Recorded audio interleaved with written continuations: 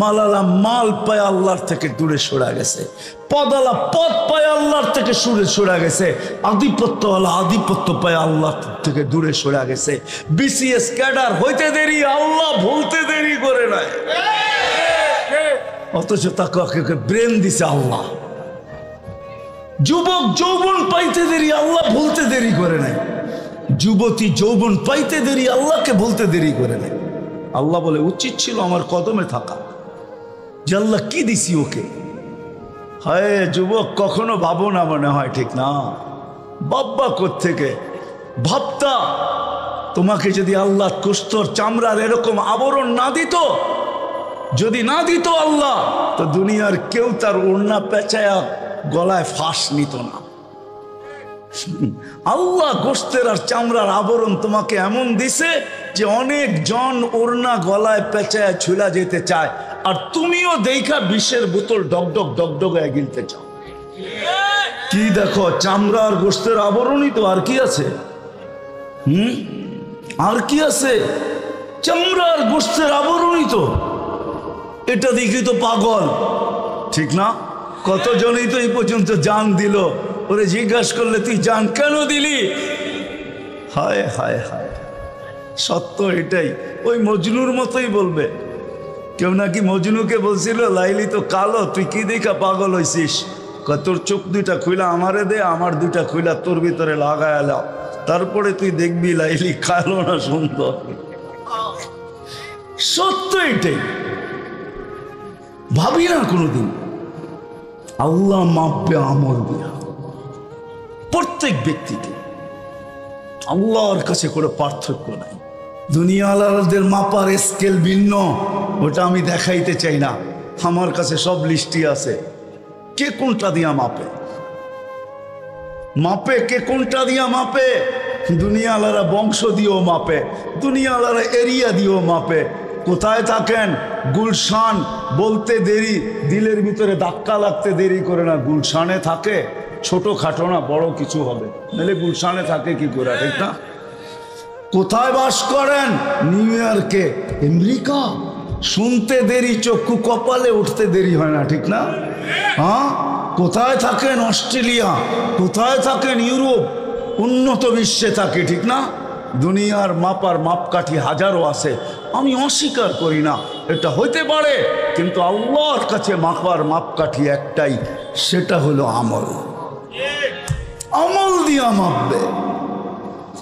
যদি আমল হইল হওয়ার মতো হইল, ডাঙ্গার মানুষ যদি আমল হওয়ার মতো হইল, তাহলে বেলালের বাড়ি এখনো দেখলে চোখে পানি আসে। যদি বলেন প্রমাণ, আমি নিজে প্রমাণ, নিজে। আমি 6 বার বেলাল রাদিয়াল্লাহু তাআলা আনহু বাড়ি দেখছি।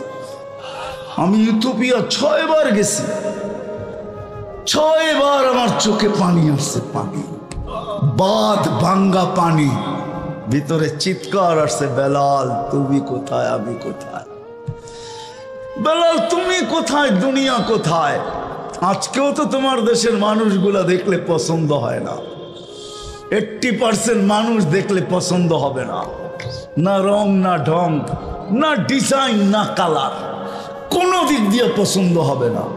আমি 6 বার রাবেয়ার বাড়ি দেখছি, 6 বারই আমার চোখে পানি আসছে। দুনিয়ায় যত জায়গা আছে কোরআন হাদিসের কিতাবে পাওয়া যায়, আলহামদুলিল্লাহ সুম্মা আলহামদুলিল্লাহ, অহংকার করতেছি না, বেশিরভাগ আমার দেখা শেষ। হাতের করে গণা হয়তো কিছু বাকি আছে, বাকি আল্লাহ আমাকে দেখায় দিছেন, আমি চোখে দেখা বলতেছি। সত্য এটাই, আল্লাহ মাপবে আমল, আমলের পাল্লা দিয়া, আর কোনো পাল্লা না। আল্লাহ আমলের পাল্লা দিয়া মাপবেন বিদায় বেলালের বাড়ি দেখলে চোখে পানি আসে। ফেরাউনের কৃতদাসীর কবরে গেলে মউত পর্যন্ত আর কোনোদিন পারফিউম লাগানোর বিলের ভিতরে আকাঙ্ক্ষাও আসবে না, ইচ্ছাও হবে না। রব্বে কাবার কসম, আমি চোখে দেখা বলতেছি। আমি চিনি ওই কবর, আমি নিজে গেছি, চিনি। ওই দিন থেকে আমার জীবন থেকে সুঘ্রাণ চলে গেছে, এখন আর সুঘ্রাণ লাগানোর আকাঙ্ক্ষাও আসে না। কেননা লাগাইলে ওই ঘ্রাণ নাকে আসে, আর সে চিৎকার দিয়ে মনে হয় যেন বলতে থাকে ওই ঘ্রাণ নাকে লাগার পরে আবার ঘ্রাণ লাগাস তো লাগাস কি করে, সুঘ্রাণ শরীরে মাখিস তো মাখিস কি করে। যেই সুঘ্রাণকে আল্লাহ রসুল বলছে ইন্নী আজিদু রিহা জান্নাহা হুনা, জিবরিল আমি এইখানে সুঘ্রাণ পাইতেছি জান্নাতের। বলছে জান্নাতের সুঘ্রাণ না, ফিরআউনের বাড়ির কৃতদাসী মাস্টার কবরের সুঘ্রাণ। ওই কবর এখনো রাখা আছে। কয়জনের নাম নিব আমি? আল্লাহ মাপবে আমল দিয়ে। যুবক তোমাকেও মাপবে আমল দিয়ে। যদি আমলওয়ালা হইতে পারি তাহলে আজকেও যুবক হইতে পারে। আমি একটা হাদিস দিতেছি, আজকেও যুবক হইতে পারে। ওই হাদিস সত্যায়িত হবে যুবকের উপরে। লাউলা শাবাবা খুশা, আল্লাহ বলেন ওই যুবকরা যদি জমিনে না থাকতো, যারা আল্লাহর ভয়ে আল্লাহর রসুলের ভয়ে নিজেকে লজ্জাপতির মতো গুটায় নিছে, ওরা যদি জমিনে না থাকতো লাজালতুস সামা হাদিদা, আকাশ বহুত আগে লোহার, ওয়াল আরদা সাফসাফা, জমিন বহুত আগে তামার, ওয়াল আরদা রামাদা, মাটিগুলা বহুত আগে বালু, ওমা আনজালতু মিনাস সামাই কাতরা, আকাশ থেকে একটা বৃষ্টির ফোঁটা না, ওমা আম্বাততু মিনাল আরদি হাব্বা, জমিন থেকে শস্যের একটা দানা না, বাল আনজালতু আলাইহিমুল আযাবা সাব্বা, একের পর এক আযাব দিয়ে সবাইকে ধ্বংস করে দিতাম। কেননা আমি যাকে যা দিছি পাওয়ার পরে আমার থেকে দূরে সরছে, কাছে আসে। ফল তো হয়েছে কিন্তু ডাল ঝোঁকে নাই। মালালা মাল পায় আল্লাহর থেকে দূরে সরে গেছে, পদালা পদ পায় আল্লাহর থেকে সরে গেছে, আধিপত্যওয়ালা আধিপত্য পায় আল্লাহ থেকে দূরে সরে গেছে। বিসিএস ক্যাডার হইতে দেরি, আল্লাহ ভুলতে দেরি করে নাই, অথচ তাকে ব্রেন দিছে আল্লাহ। যুবক যৌবন পাইতে দেরি, আল্লাহ ভুলতে দেরি করে নাই। যুবতী যৌবন পাইতে দেরি, আল্লাহকে বলতে দেরি করে নাই। আল্লাহ বলে উচিত ছিল আমার কদমে থাকা, যে আল্লাহ কি দিছি ওকে। হায় যুবক কখনো ভাবো না, মনে হয় ঠিক না। বাব্বা কোত্থেকে ভাবতা তোমাকে যদি আল্লাহ কুস্তর চামড়ার এরকম আবরণ না দিত, যদি না দিত আল্লাহ, তো দুনিয়ার কেউ তার ওড়না পেঁচায়া গলায় ফাঁস নিত না। আল্লাহ গোস্তের আর চামড়ার আবরণ তোমাকে এমন দিছে যে অনেক জন ওড়না গলায় পেঁচায় ঝুলা যেতে চায়, আর তুমিও দেখা বিষের বোতল ডগডগ ডগডগায় গিলতে চাও। কি দেখো, চামড়া আর গোস্তের আবরণই তো, আর কি আছে? আর কি আছে? চামড়া আর গোস্তের আবরণই তো। এটা দেখি তো পাগল, ঠিক না? কতজনই তো এই পর্যন্ত জান দিল, ওরে জিজ্ঞাসা করলে তুই জান কেন দিলি? হায় হায় হায়, সত্য এটাই। ওই মজনুর মতোই বলবে। কেউ নাকি মজনুকে বলছিল লাইলি তো কালো, তুই কি দেখা পাগল হইছিস? তোর চোখ দুইটা খুইলা আমারে দে, আমার দুইটা খুইলা তোর ভিতরে লাগায় লাও, তারপরে তুই দেখবি লাইলি কালো না সুন্দর। সত্য এটাই, ভাবি না কোনোদিন। আল্লাহ মাপবে আমল দিয়া প্রত্যেক ব্যক্তিকে। আল্লাহর কাছে কোনো পার্থক্য নাই। যদি তা না হইতো তাহলে আবু তালেবও জান্নাতে যেত। আপনি জানেন না আবু তালেব কার চাচা? আমরা তো নবীও চিনি না। আবু তালেব কার চাচা আপনি জানেন না? কার চাচা? হ্যাঁ, আরে নবীজির নাম কি? নাম বলেন, নাম মোহাম্মদুর হ্যাঁ মোহাম্মদুর রাসূলুল্লাহ আহমদে মুজতাবা। নাম সত্য বলেন, নাইলে আবার আহমদের আগে কিন্তু আবার আরেকটা লাগায় দিবেন, ভুল করবেন। তাইলে নাম নবীজির চাচা, চিনেন নবীজিকে? হায় হায় হায়, রব্বে কাবার কসম, এই উম্মত যা পাইছে নবীজির কারণে পাইছে, নাহলে কিচ্ছু পাওয়ার যোগ্য ছিলাম না, কিচ্ছু পাওয়ার যোগ্য ছিলাম না। আমরা যা পাইছি নবীজির কারণে পাইছি, যা পাবো নবীজির কারণে পাবো। আমাদের কারণে আমরা কিচ্ছু পাই নাই, আর কিচ্ছু পাবো না। আপনারা তো ওয়াজ মাহফিল দিছেন, এই জন্য আমি শুরু ওইখান থেকে করি নাই। কেননা বাংলাদেশের স্বভাবই হলো যেখানে যান ওয়াজ মাহফিল, যেখানে যান তফসির মাহফিল, এক জায়গায়ও পাওয়া যায় না শানে রিসালাত, সিরাতুন নবী, শানে সাহাবা, শানে ওলামা। এখন ও জাতি এগুলো চিনি না, খালি বুঝে ওয়াজ। আর আমার কাছে তো সুর নাই, ওয়াজ হবে তো হবে কোত্থেকা? ওয়াজের লেগে তো সুর লাগে, আমার তো সুরই নাই, ওয়াজ কোত্থেকে হবে? নবী তো চিনি না আমরা, নবীকে ছাড় যা পাইছি আমরা সব নবীর কারণে পাইছি, যা পাবো নবীর কারণে পাবো। আপনি কি পাবেন আপনি জানেন না, কি পাইছেন এটাও তো জানি না, কি পাইছি এটাও তো জানি না। কোন উম্মত নাই নামাজ পাইছে এক ওয়াক্তের জায়গায় 2 ওয়াক্তের সওয়াব পাইছে, উলামা আমাকে বইলা দেখা। আমরা 5 ওয়াক্ত পড়ি, 50 ওয়াক্তের সওয়াব পাই, শুধু আমাদের নবীজির কারণে। ছিল 50 ওয়াক্ত, বলছে আপনি না আদর করেন উম্মতকে, ভালোবাসেন, এত খাটাইবেন কি কইরা? ভালোবাসার পাত্রকে তো মানুষ খাটায় না। আমার নবীজি মনে হয় আল্লাহকে এই যুক্তি দিছেন যে আপনি তো আমার মন বলে, কিতাবি কথা না, আমার মন বলে এটা নিয়ে আবার কেউ লেখালেখি করেন না। আমার মন বলে আপনি না উম্মতকে ভালোবাসেন, আমার উম্মতকে তো ভালোবাসার পাত্রকে তো বেশি খাটানো হয় না। আমার উম্মত একদিনে 50 ওয়াক্ত খাটবে, এটা আপনি কি করে সইবেন? আপনি না ভালোবাসেন তো আল্লাহ বলে বন্ধু কমায়া দিলাম। কমাইতে কমাইতে 5 আইনা দিছে, বলছে কমায়া তো দিলেন, সওয়াব কি কমায়া দিবেন? তাহলে ভালোবাসার পরিচয় রইল কোত্থেকা যে সওয়াবও কমায়া দিবেন? বলছে বন্ধু পরিশ্রম কমায়া দিছি, সওয়াব কমাবো না, পড়বে 5, সওয়াব দিব 50। সুবহানাল্লাহ পড়ে পড়েন, এটাও ভুল, এটাও 50 5 ওয়াক্তের সওয়াব 50 ওয়াক্ত, এটাও কি কি ভুল? জিজ্ঞেস করেন, আমি দলিল দিতেছি। এটাও ভুল, এটাও কম। আল্লাহ মনে হয় ভাবছেন 50 দিলাম, এটা বুঝি কম দিলাম, তাইলে ভালোবাসা বেশি যে ভালোবাসি এটার প্রকাশ পাইল না।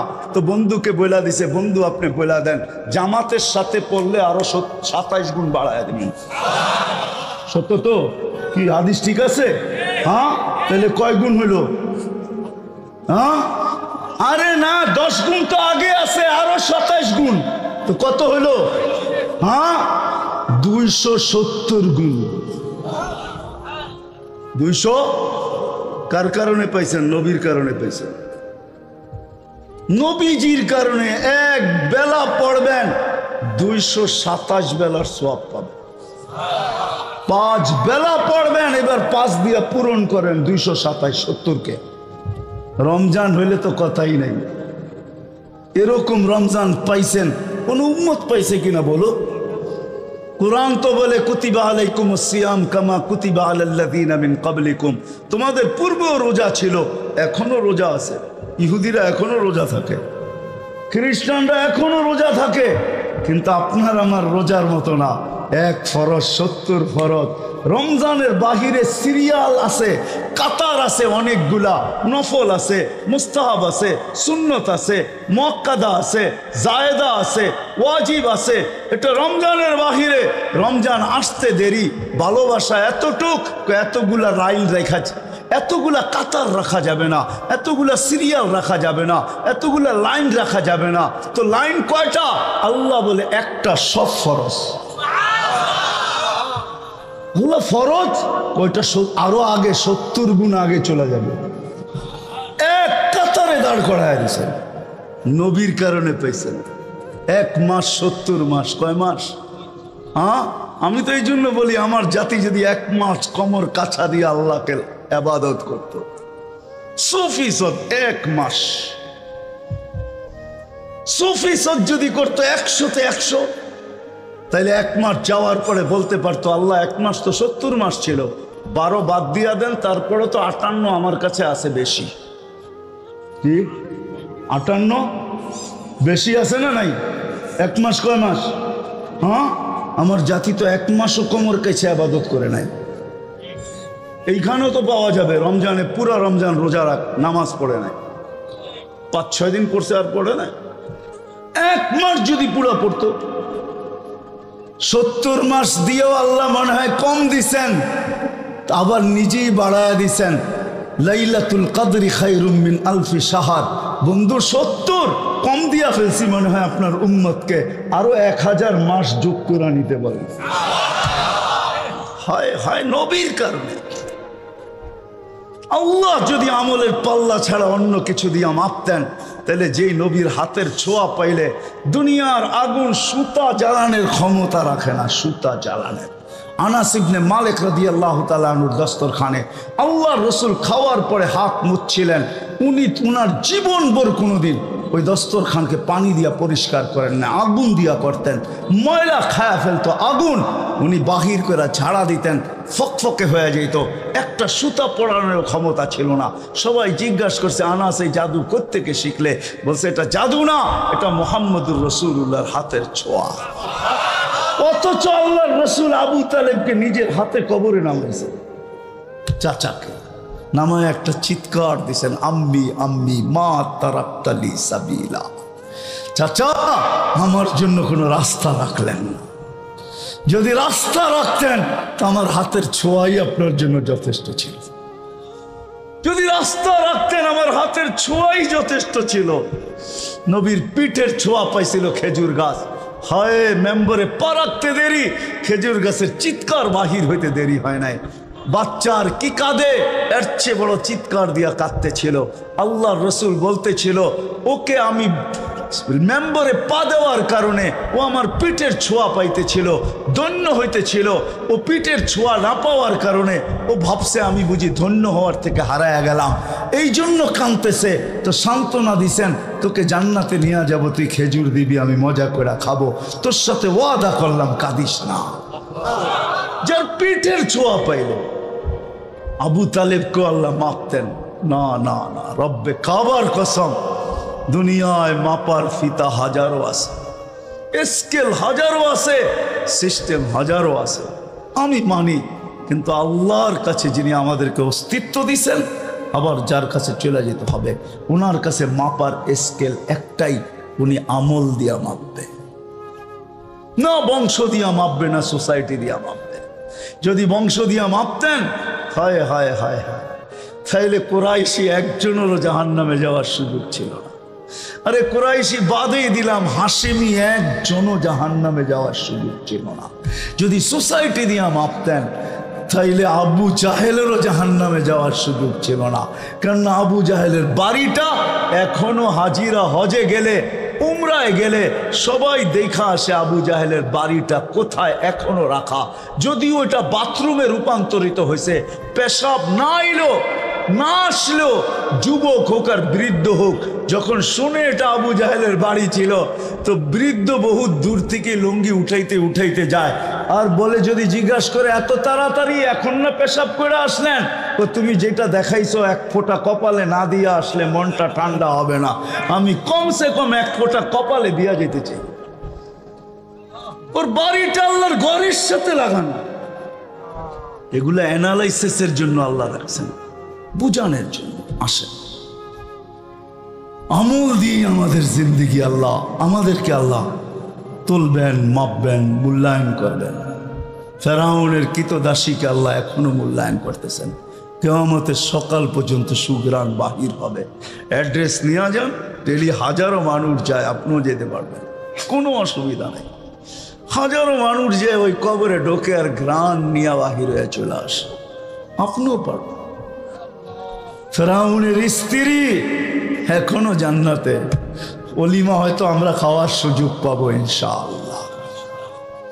আমাদের নবীজির সাথে যখন আল্লাহ বিয়া পড়াবে 3 জনের, তো কিছু না কিছু তো খাওয়াবে। খেজুর ছিটাইলো তো ছিটাবে না, ছিটাবে না? কি কোন হুজুর? হ্যাঁ, বিয়ার সুন্নত তো কমসে কম খেজুর ছিটানো। 3 জনের বিয়ে তো আল্লাহ পড়াবে আমাদের নবীজির সাথে। ইমরাতু ফিরআউন, উম্মা ঈসা মারিয়াম, আর উখতা মুসা কুলসুম, মুসা আলাইহিস সালামের বোন কুলসুম, ঈসা আলাইহিস সালামের আম্মা মারিয়াম আলাইহিস সালাম, আর ফেরাউনের স্ত্রী আসিয়া। এই 3 জনের বিয়ে হবে ইনশাআল্লাহ জান্নাতে আমাদের নবীজির সাথে। 3 জন আমাদের নবীজির স্ত্রী হবে, আর আমরাও তো ইনশাআল্লাহ জান্নাতে থাকবো। আল্লাহ কিছু খাওয়াক আর না খাওয়াক, সুন্নত হিসাবে তো খেজুর দিবে। ওই খেজুরের মজাই অন্যরকম হবে, ঠিক না? হ্যাঁ, আরে না না, কি খেজুর? হ্যাঁ, ঈসা আলাইহিস সালামের বিয়ে আল্লাহ পড়াবেন আর 1000 দিন জান্নাতীদেরকে ওলিমা খাওয়াবে। যদি ঈসা আলাইহিস সালামেরটা 1000 দিন খাওয়ায়, তো আমাদের নবীজিরটা 1000 বৎসর খাওয়াবে। এই জন্যই একটু 60-70 বৎসর, বেশি না, পরিশ্রম বেশি না। ওলামা মানবে না আমার কথা। আমি তো বলি, এই উম্মতকে আল্লাহ দুনিয়ায় পাঠাইতে চান নাই, আমাদেরকে নির্বাচিত করার পরে, বাছাই করার পরে, আমরা কিন্তু বাছাইকৃত, হুয়াজ তাবাকুম, আল্লাহ আমাদেরকে বাছাই করছেন উম্মতে মুহাম্মদী হওয়ার জন্য। আল্লাহ বাছাই করার পরে জান্নাতে পাঠায়া দেওয়া দরকার ছিল, কিন্তু আল্লাহ আমাদেরকে দুনিয়ায় পাঠাইছেন কিয়ামতের দিন যেন কেউ আঙ্গুল না উঠাইতে পারে।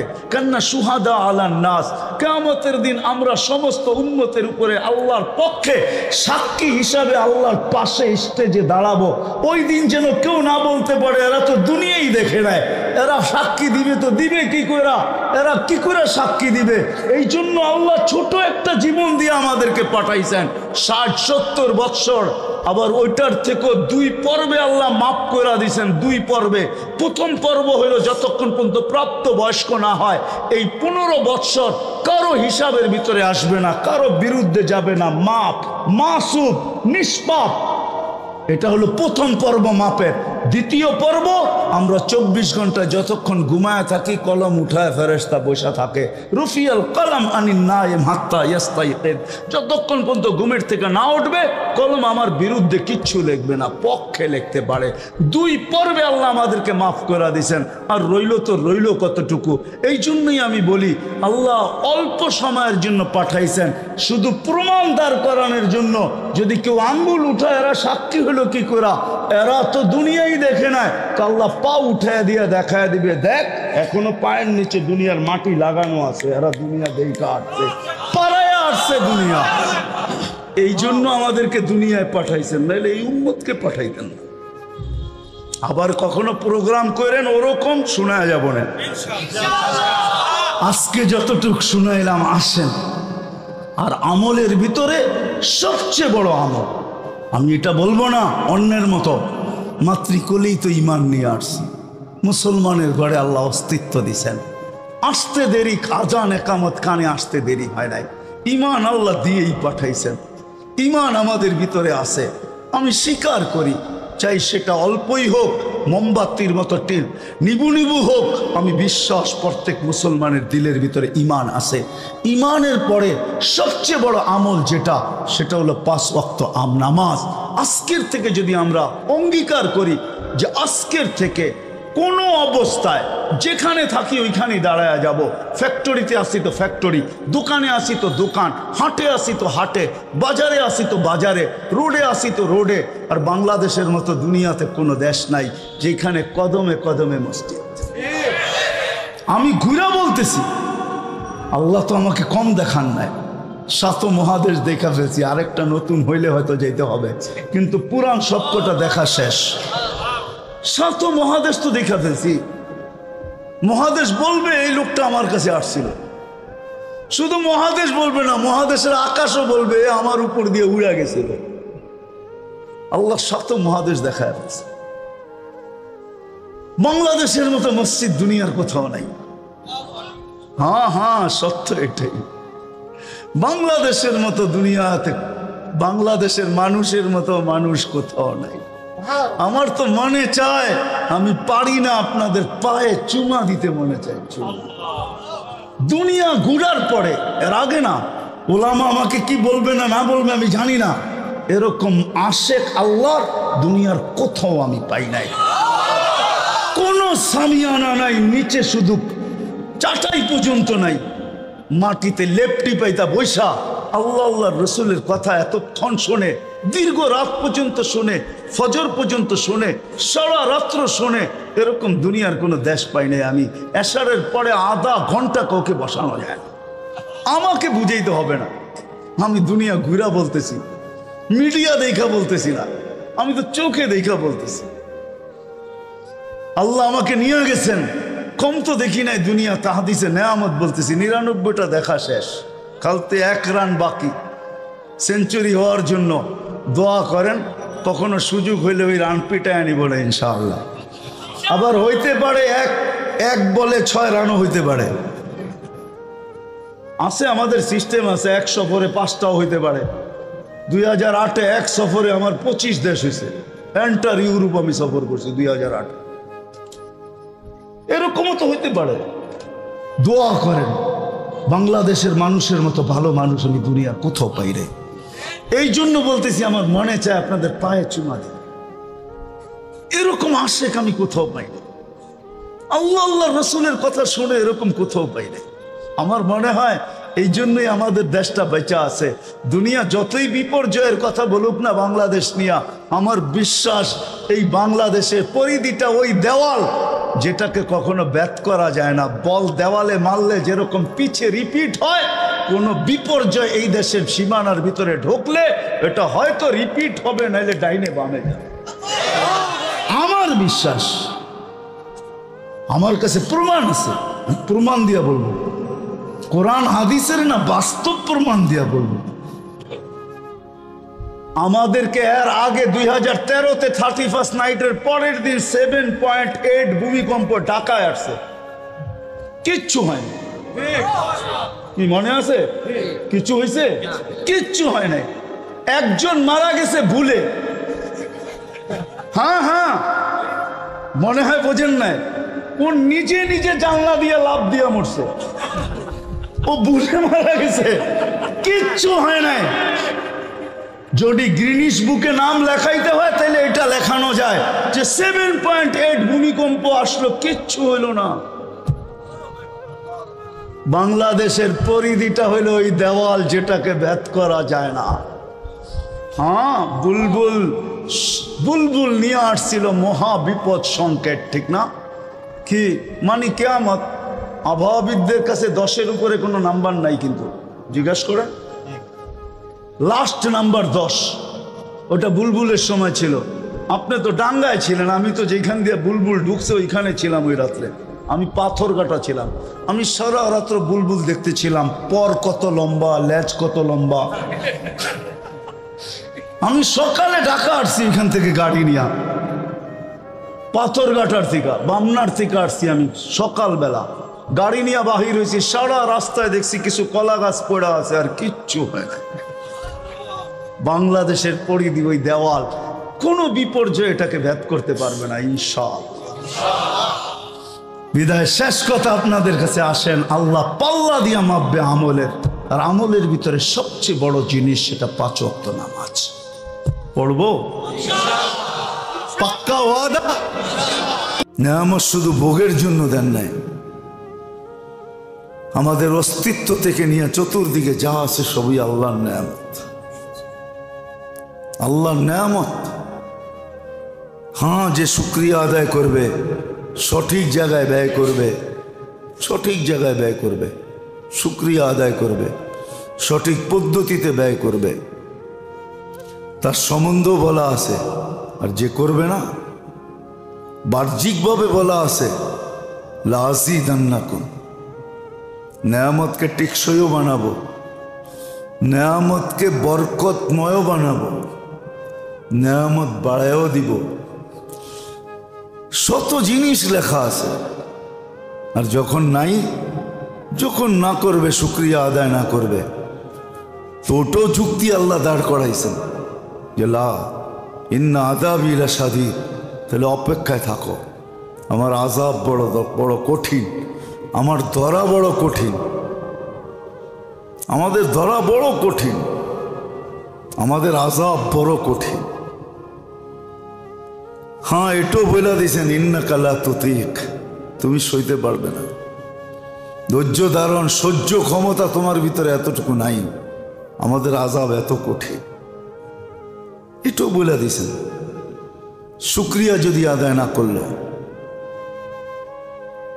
সঠিক জায়গায় ব্যয় না করলো, সঠিক পদ্ধতিতে না করলো, ওটার জন্য যুক্তিও দিয়েছেন।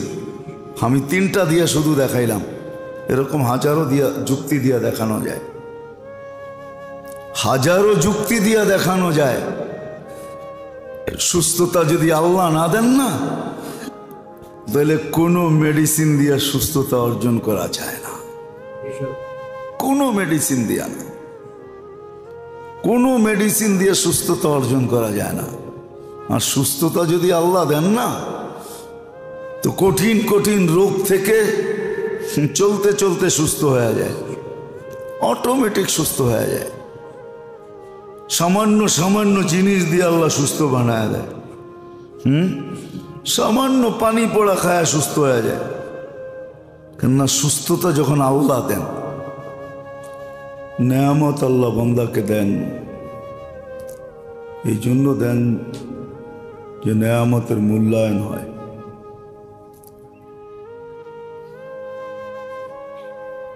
এই জন্য দেন না যে বান্দা শুধু নেয়ামত ভোগ করবে আর মূল্যায়ন করবে না, শুকরিয়া আদায় করবে না। এই জন্য আল্লাহ বান্দাকে নেয়ামত দেন না। নেয়ামত তো এই জন্য দেন যে ভোগও করবে, আবার নেয়ামতের শুকরিয়া আদায় করবে। এমন না যে নেয়ামত শুধু ভোগ করবে, শুকরিয়া আদায় করবে না। শুধু ভোগের জন্য আল্লাহ নেয়ামত দেন নাই। আল্লাহ নেয়ামত এই জন্য দিছেন যে বান্দা ভোগ করবে নেয়ামতকে, সাথে সাথে শুকরিয়া আদায় করবে। উদাহরণস্বরূপ আল্লাহ সুস্থতা দিছেন, সুস্থতা বড় নেয়ামত, অবর্ণনীয় নেয়ামত, যেটা হাদিসের শব্দ এটাই বোঝায় যে গৌরব করার মতো নেয়ামত। এর উপরে কোনো নেয়ামত নেই। সুস্থতা একটা নেয়ামত। শুধু মানুষ সুস্থতাকে ভোগ করবে, উদ্দেশ্য শুধু এতটুকু না, বরং সুস্থতার দ্বারা, এই জন্যই হাদিসে আছে সেহাতুকা কাবলা হারামিকা। সুস্থতা বড় নেয়ামত। অসুস্থ হইলে বোঝা যায় যে সুস্থতা কত বড় নেয়ামত ছিল। এটাকে শুধু ভোগ করার জন্য দেন নাই যে সুস্থ আছি, সুস্থতা ভোগ করলাম না, বরং শুকরিয়া আদায় করার জন্য দিছিলেন যে এই সুস্থ অবস্থায় যতটুকু দৌড়ানো যায়, যতটুকু শুকরিয়া আদায় করা যায়, যতটুকু দৌড়ানো যায় আখেরাতের লাইনে, নেক আমলের লাইনে, যতটুকু দৌড়ানো যায়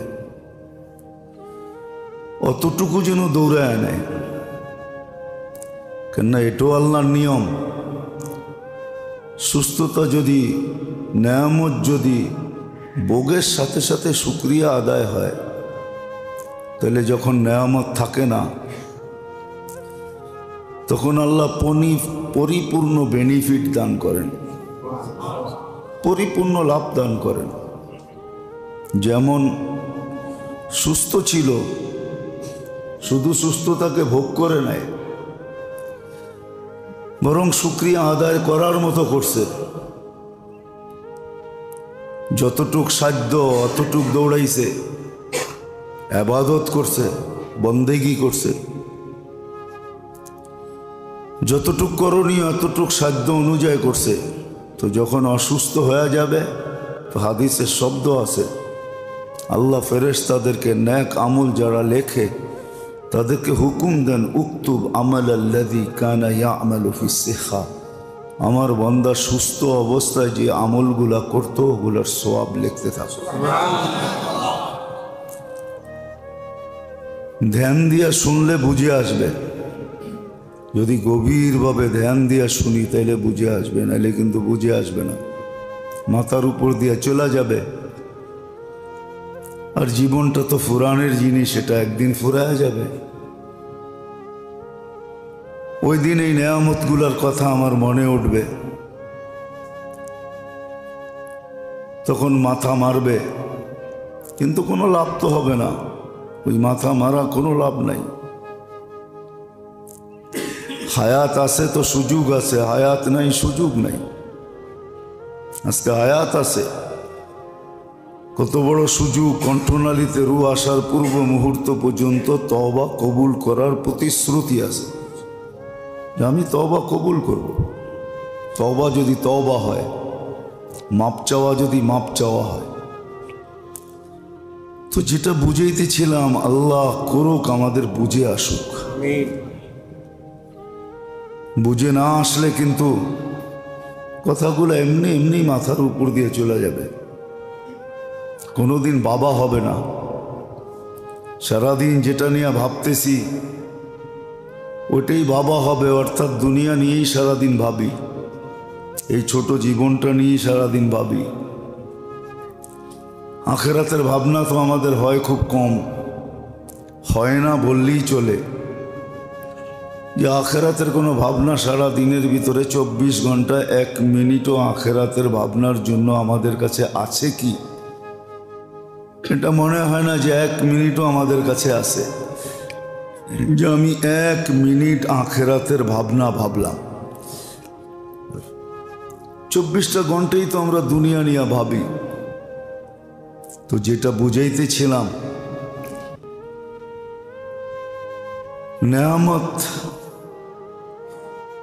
নেয়ামত আল্লাহর পক্ষ থেকে যে নেয়ামত, এই জন্য আল্লাহ নেয়ামত দিছেন, শুধু ভোগের জন্য না, যে নেয়ামত পাইল ভোগ করল না। নেয়ামত এই জন্য দিছেন যে এটার পিছনে শুকরিয়া আদায় হয়। আর নেয়ামত এই জন্য দিছেন যে নেয়ামতটা যেন সঠিক জায়গায় কাজে লাগানো হয়, সঠিক জায়গায় ব্যয় হয়।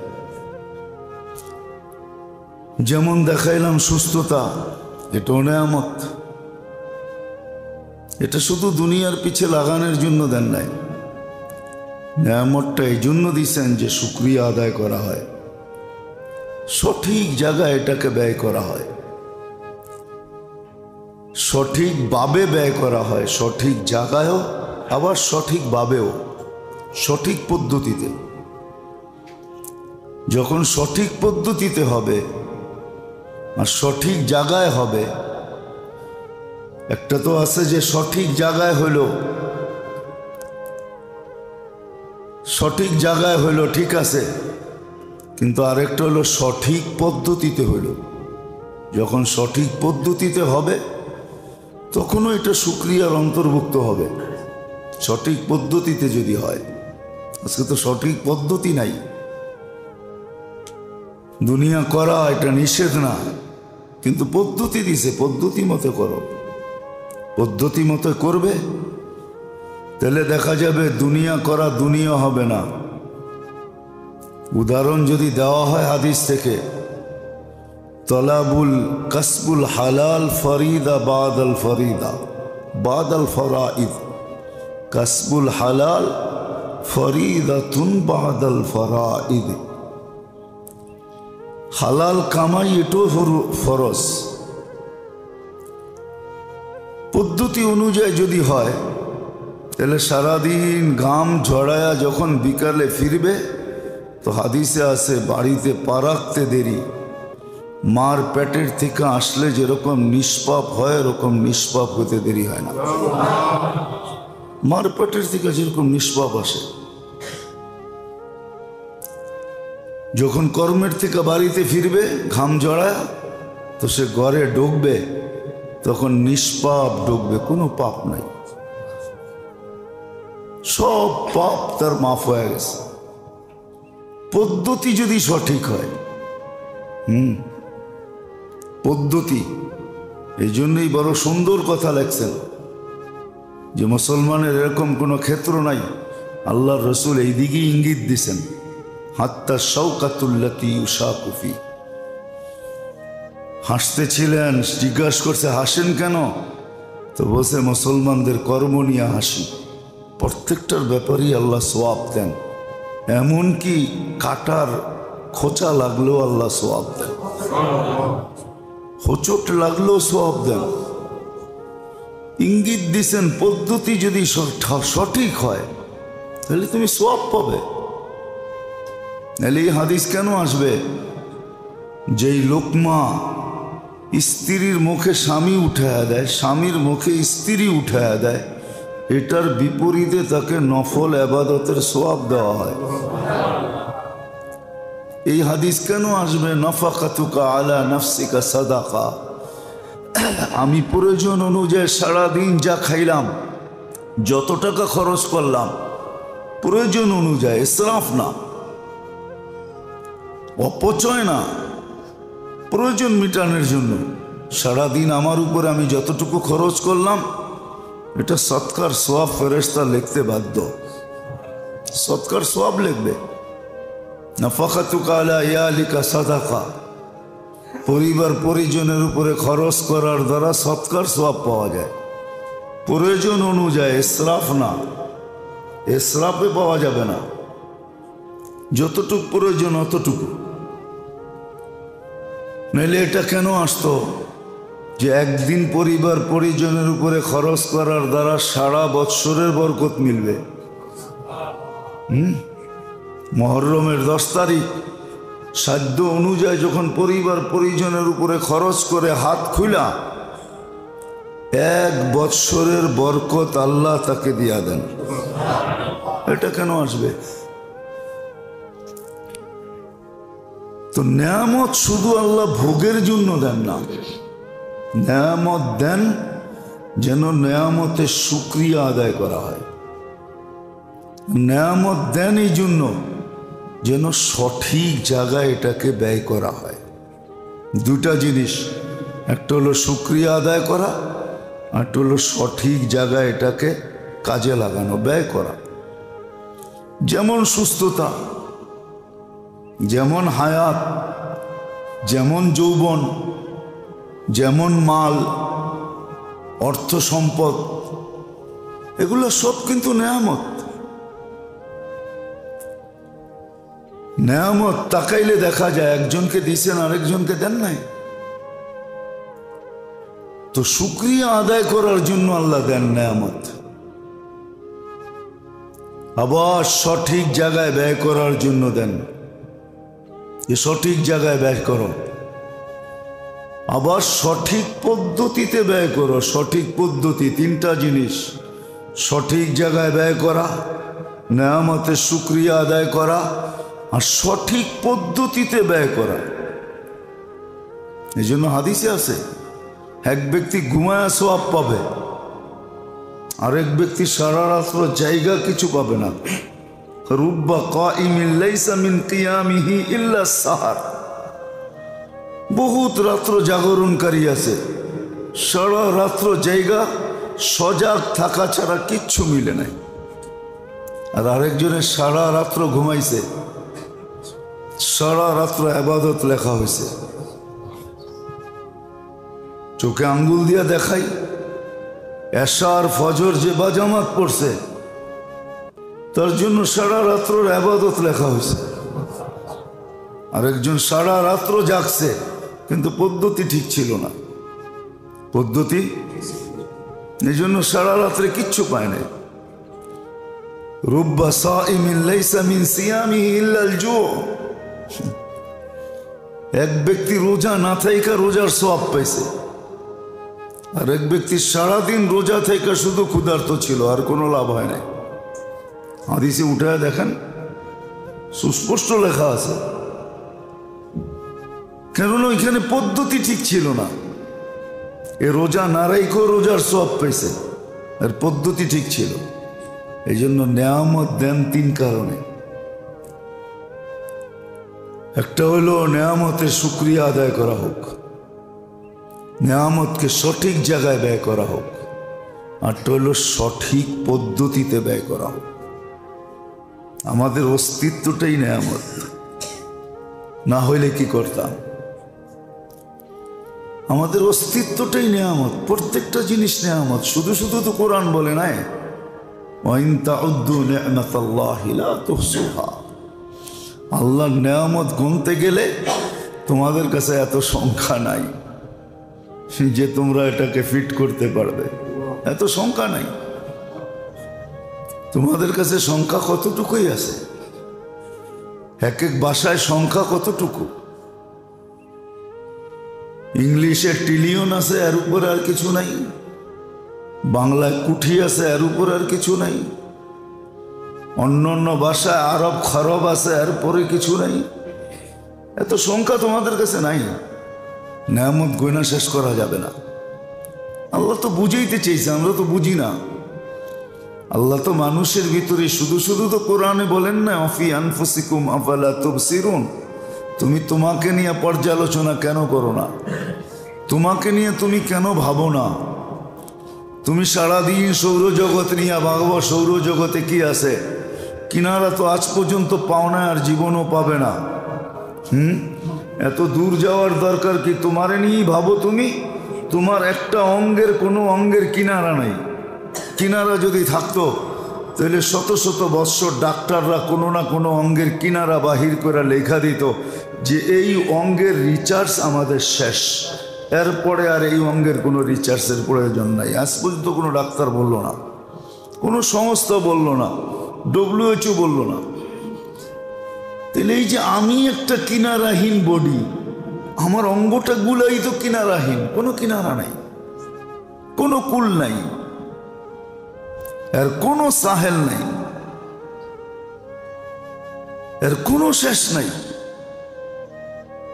গবেষণা চলতেই থাকবে যতদিন দুনিয়া থাকে। তারপরও বলবে আফসোস, আফসোস জেনা যেতে পারলাম না যে কতটুকু গবেষণায় পৌঁছতে পারলাম। এই আফসোস নিয়ে কবরে চলে যাবে সবাই। তো নেয়ামত দিছেন আল্লাহ এই জন্য যে নেয়ামতের শুকরিয়া আদায় করা হয়। নেয়ামত দিছেন এই জন্য যেন সঠিক জায়গায় ব্যয় হয়। নেয়ামত দিছেন এই জন্য যে সঠিক পদ্ধতিতে ব্যয় হয়।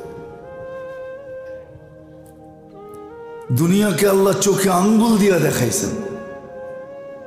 শুধু শুধু আল্লাহ বলেন নাই ওয়াইন কাফারতুম ইন্না আযাবি লাশাদীদ, আমার আযাব বড় কঠিন হবে। নেয়ামতের শুকরিয়া যদি আদায় না করলে, সঠিক জায়গায় ব্যয় না করলে, আর সঠিক পদ্ধতিতে না করলে, তো তোমার সাথে আমার ব্যবহার বড় কঠোর হবে। শুধু শুধু বলেন নাই, এটার প্রমাণ দিছেন আল্লাহ, প্রমাণ দিছেন। দুনিয়াতে কাউকে দৃষ্টিশক্তি দেন নাই, তো সারা দুনিয়া মিলা ওকে যার্রা পরিমাণ দৃষ্টিশক্তি দিতে পারে না। পারে নাকি? হ্যাঁ, আপনারা তো বলেন সারা দুনিয়া এখন বিজ্ঞানসম্মত, বিজ্ঞানী বিজ্ঞান, ঠিক না? চতুর্দিকে স্লোগান বিজ্ঞানের, চতুর্দিকে স্লোগান উন্নতির, ঠিক না? বড় উন্নত, বড় শিক্ষিত, বড় টেকনোলজি সমৃদ্ধ, কত কিছুই তো শোনা যায় পেপারের পাতায়, মিডিয়ায় দেখা যায়। একটা চোখ দিয়া দাও, দৃষ্টিশক্তি কাউকে দিয়া দেখাও আজ পর্যন্ত। আরে পুরা না পারো, আল্লাহ তো 2 চোখে 26 কোটি ক্যামেরা দিছে, তোমরা 26টা দিয়া দেখাও। আল্লাহ তো 2 চোখে 26 কোটি দিছে, তোমরা 26টা দিয়ে দেখাও, 26টা বানায় দেখাও। তো আল্লাহ প্রমাণ দিছেন যে আমি তোমাকে কি দিছি ভাবো, শাস্তি কেন দিব বোঝো, তুমি কেন দিব, তোমাকে কি দিছি? বাকশক্তি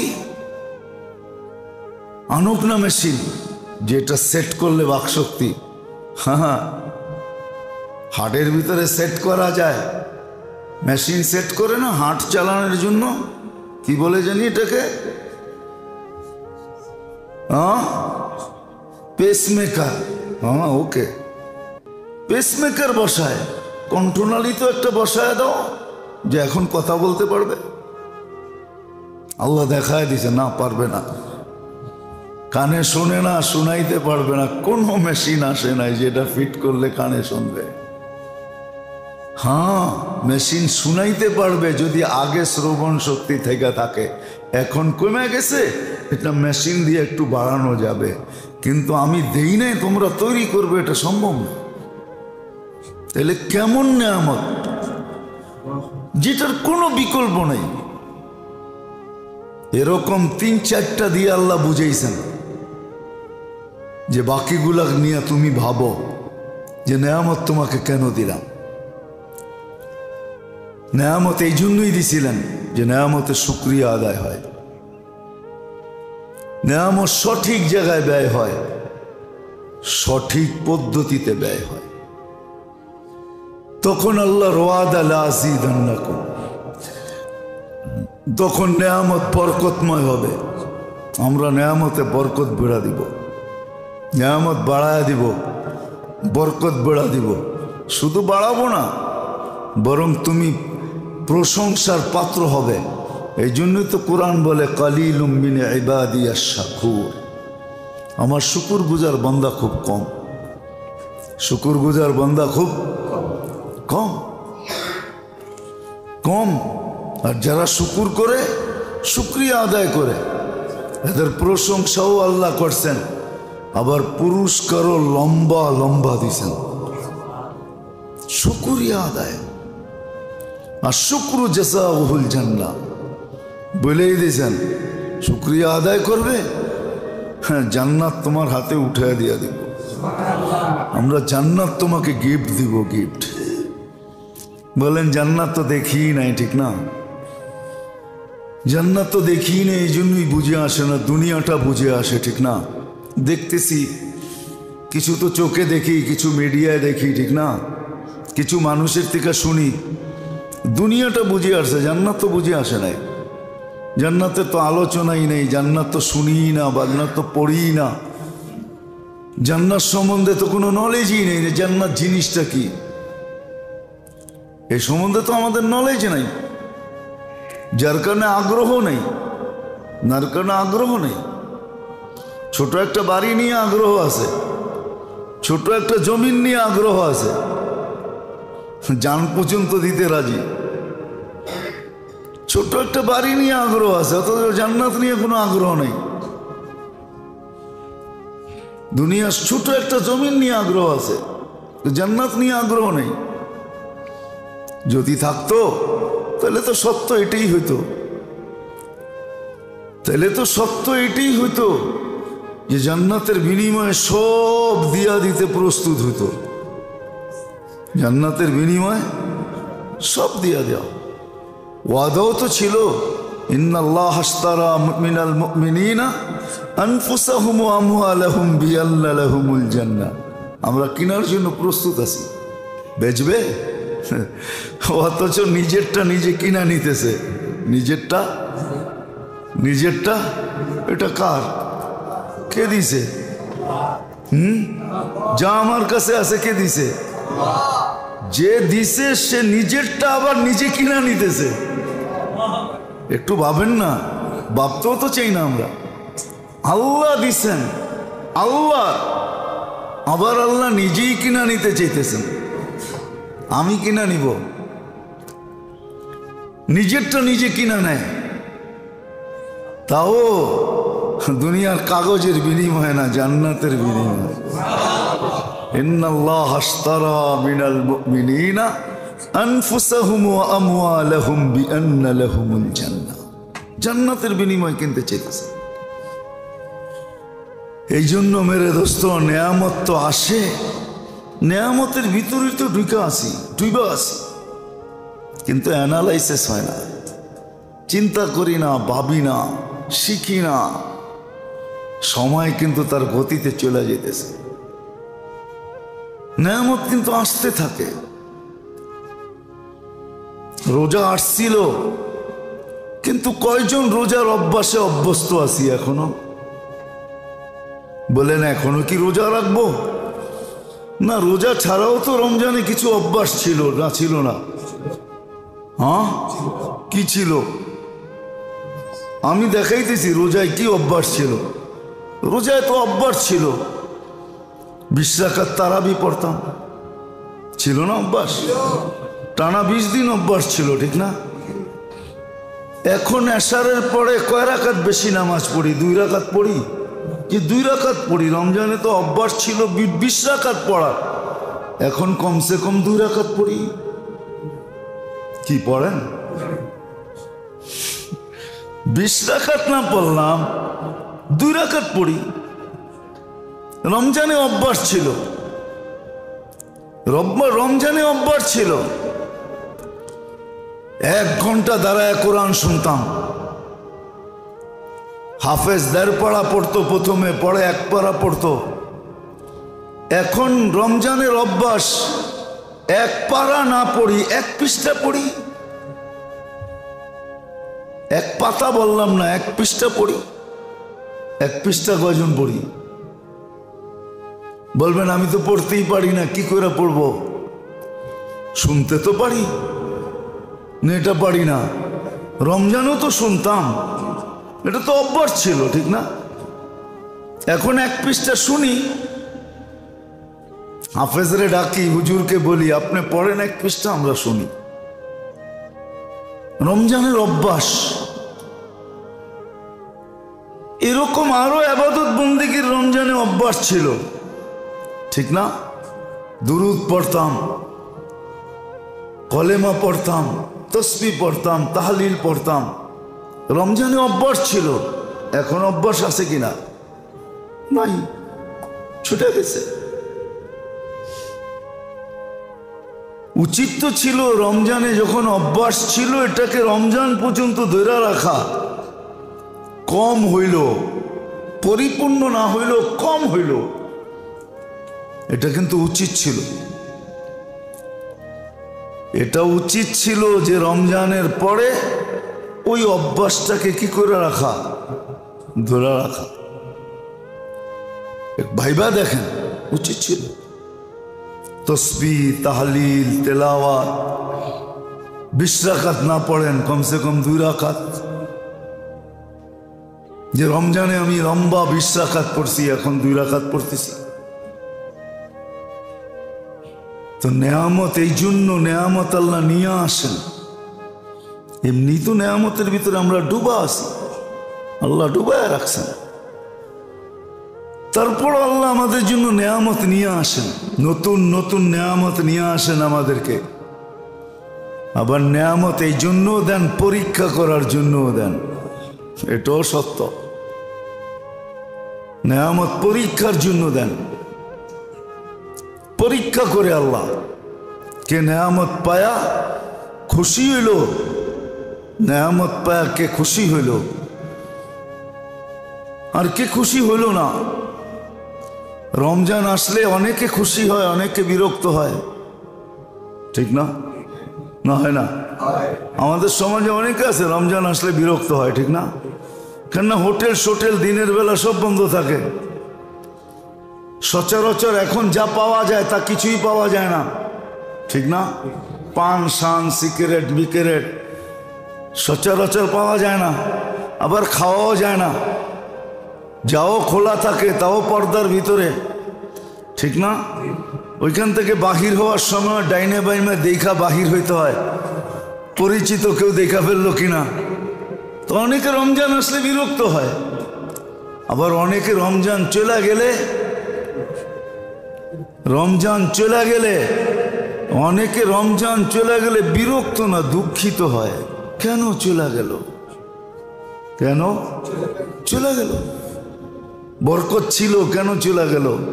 রহমত ছিল, কেন চলে গেল? মাগফিরাত ছিল, কেন চলে গেল? কত ভালো একটা পরিবেশ ছিল, কেন চলে গেল? আছে এরকম লোকও আছে, এখনো দিলে ব্যথা আছে, হায় রমজান থাকলেই ভালো হতো। আছে এরকম লোক, ভালো হইতো রমজান আবার কবে আসবে। কিছু লোক এমনও আছে ও চায় কালকেই রমজান চলে আসুক, ঘুমের ভিতরে মাসগুলা অতিবাহিত হয়ে যাক, আমি যেন উঠা দেখি রমজান চলে আসছে। এরকম লোকও আছে না? নাই? হ্যাঁ, আপনাকে খুঁজে বাহির করতে হবে। এরকম লোক আছে যারা চায় মাসগুলা দ্রুত চলে যাক, আমি ঘুমায় থাকি, ঘুমের ভিতরে মাসগুলা চলে যাক, আমি যেন উঠা দেখি রমজান আজকে বিকাল থেকে। এরকম লোকও আছে যে রমজানকে মনের থেকে চায়। তো যেটা বুঝাইতেছিলাম মেরে দোস্ত, নেয়ামত আল্লাহ এই জন্যই দিছিলেন যে নেয়ামতের শুকরিয়া আদায় করা হয়। নেয়ামত এই জন্য দিছিলেন যে নেয়ামতকে যেন সঠিক জায়গায় লাগানো হয়, সঠিক পদ্ধতিতে লাগানো হয়। নেয়ামত শুধু ভোগের জন্য দেন নাই, আমাদের অস্তিত্ব থেকে নিয়ে চতুর্দিকে যা আছে সবই আল্লাহর নেয়ামত, আল্লাহর নেয়ামত। হ্যাঁ, যে শুকরিয়া আদায় করবে, সঠিক জায়গায় ব্যয় করবে, সঠিক জায়গায় ব্যয় করবে, শুকরিয়া আদায় করবে, সঠিক পদ্ধতিতে ব্যয় করবে, তার সম্বন্ধ বলা আছে। আর যে করবে না, বাহ্যিকভাবে বলা আছে লাযিদান্নাকুম, নেয়ামতকে টেকসইও বানাবো, নেয়ামতকে বরকতময় বানাবো, নেয়ামত বাড়ায়ও দিব।